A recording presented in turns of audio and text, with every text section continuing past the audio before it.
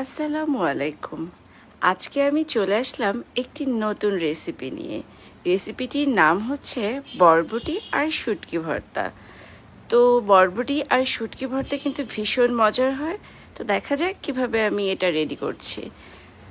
তো প্রথমে আমি বরবটিগুলোকে সাইজ করে কেটে ভালো মতো ধুয়ে ওটাকে একটু তেল, একটু লবণ, একটু হলুদ দিয়ে সেদ্ধ করতে বসিয়ে দিয়েছিলাম।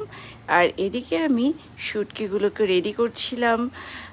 এটা একটু গরম পানি দিয়ে ভিজিয়ে রাখলে কিছুক্ষণ ভালো মতো পরিষ্কার করা যায়।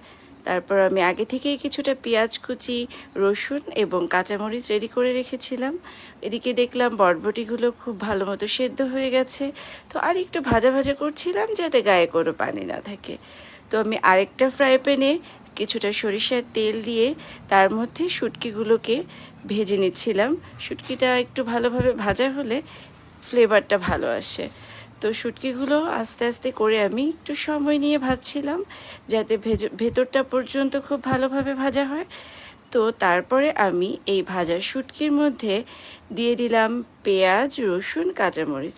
তো সব কিছু একসাথে আমি আরও কিছুক্ষণ ভেজে নিচ্ছিলাম।